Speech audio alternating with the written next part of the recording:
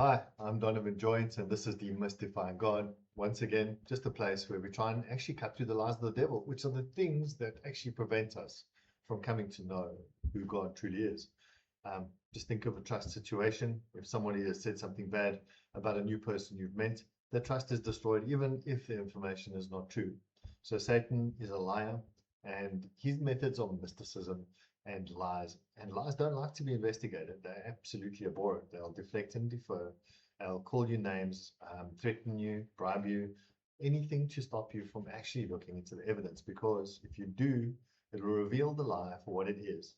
And when you reveal the lie for what it is, you end up being able to reveal what God truly is. And at this stage, there is a fog or a mist of mysticism that Satan puts like a dark glass, a shower door glass, that makes it hard for us to actually see who God is and truly trust Him.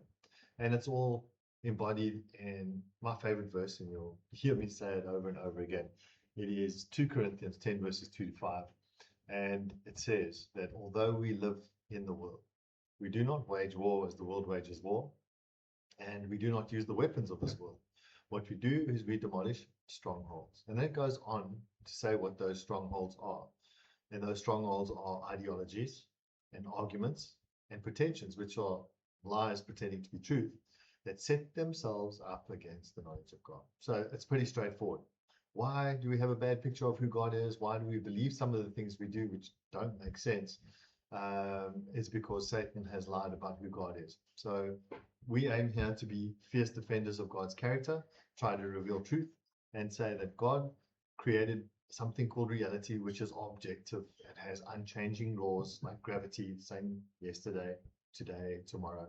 And when you have something like that, when you're standing on a cliff and you're weighing up whether to jump or not, objectively you can actually make a good decision based on what you know to be true. So if God is seeking to reveal the truth about Himself, why would He create a mystical realm and have a mystical procession of people that He's chosen to download secret knowledge to?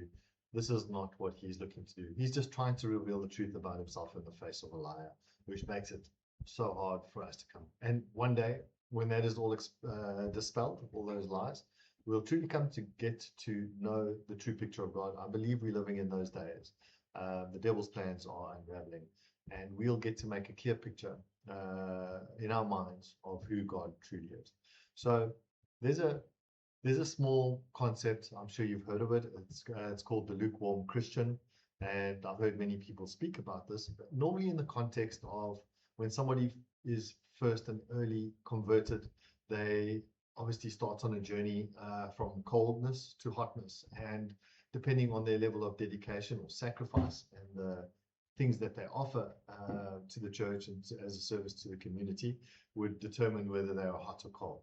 So lukewarm Christians often painted as somebody who believes in God but doesn't do anything, is not motivated by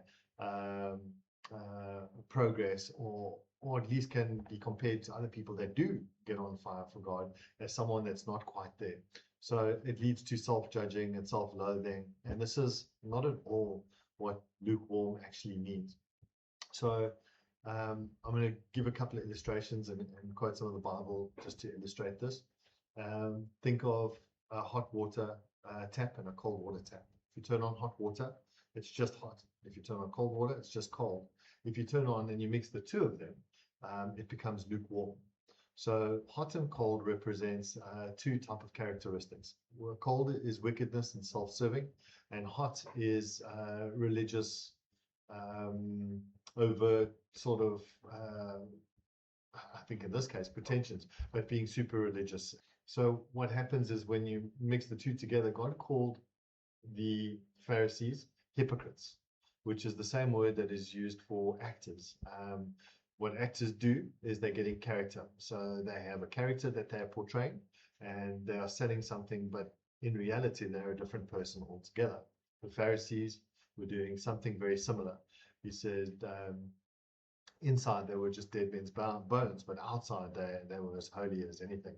And they really believed in this mystical concept of God, where God if God is blessing you, then it is proof that you are divine of God. And if God has cursed you, if you have leprosy or you're poor, it's because you're not blessed of God.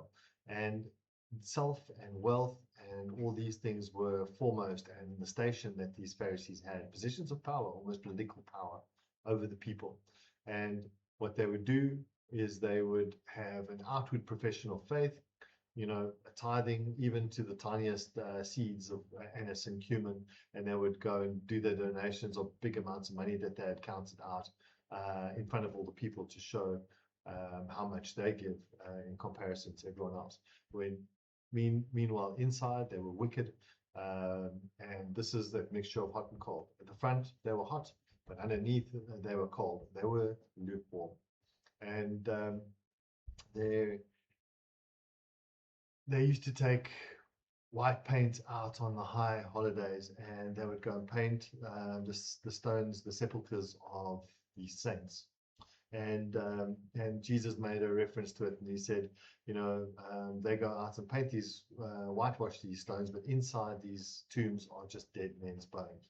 So that these people are spiritually dead, and they have a pretension of faith, pretending to be good. And we can know this because they understood God's laws, and they used the very laws of God, the Ten Commandments, and they partnered with the state who didn't even really want to kill Jesus, and they used those laws to murder and crucify the God of those laws.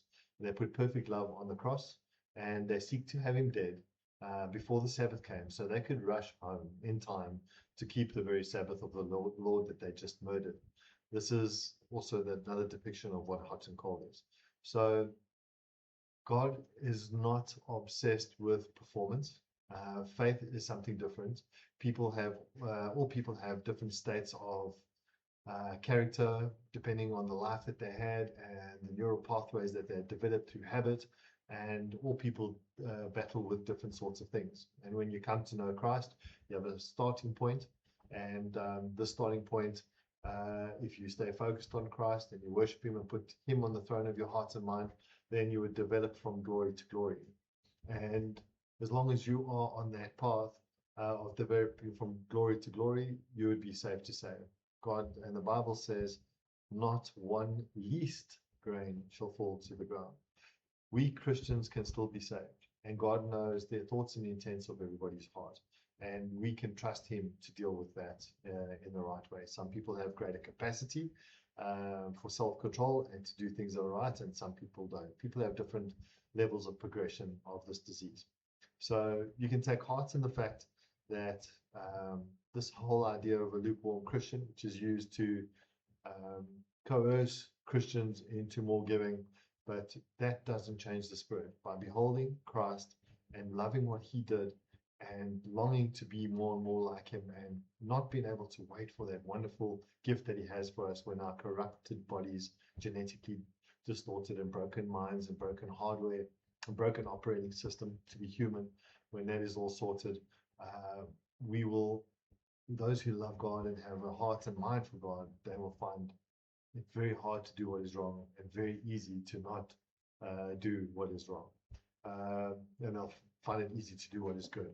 So this is a very important aspect, I believe, and it's one of those things that almost get conflated as a mystical concept, being a construct of the devil. The devil can get you to think that lukewarm works in that kind of regard. He can have you focused on deeds and that you're not doing enough, and then we miss the goal. We put the cart before the horse. Carts don't pull horses very well, and if you put the cart in front of the horse, you get a lot of jackknifing. The cart needs to go behind the horse. Focus on Jesus. The snake and the serpent on the pole that Moses put up was also an object lesson of this. They were beset with the serpents, the lies of the devil, which infected them and would lead to death, just like sinful flesh that was infected through lies given to Adam and Eve that they took on. And what we are asked to do is Jesus becomes sin for us, and he's on the pole, and we are called to behold and systematically become changed. And the thing that we admire and spend all our time on, that we put on the throne of our hearts and minds and desire continually, is the type of thing that we will become. We will become like that type of God we worship. And Satan is ever trying to create something left or right of true north in terms of what the truth is, because he knows that if we believe those lies about who God is and we create a character or a caricature of who God is, and we put that on our thrones of our hearts and our minds, we actually become like that type of God that we worship. Anyway, so a simple one today. I think very dangerous to be lukewarm, and certainly the Pharisees and the Jews of that time that stood against Jesus were spat out of their mouth, and you can see why. Pretentiously pious people that were deeply wicked and murderous and lying to the worst level that they would actually kill God. That alone kind of explains it all. Anyway, please share this content with other people. We'd love them to get to know this type of information. We think it's very important that people who can reason and understand, God says, come, let us reason together. He created us in his image. He created reality. And we are to weigh up in reality who God truly is in the face of his life. So we've got a website, www.demystifying-God.com. It has blogs, and it also has a book of the same title, Demystifying God, which covers the whole plan of salvation and topics like this, which demystify and take these mystical concepts out and reveal God more clearly. It's a challenge. Anybody who reads it, I don't think if they get through that book that they will not have had a very big awakening experience. We're living in a time of great revelation, and I believe I've been fortunate enough to stumble on to enough pillars that I was able to link these things together. I have an incredible ability for seeing patterns in scripture, and these are the things that I tie in. So it's like putting a puzzle together. It's a great storybook. I'd encourage anybody to read it. So yes, go to our website if you'd like that. Please like and subscribe, share it with as many people as possible. And thank you for your time.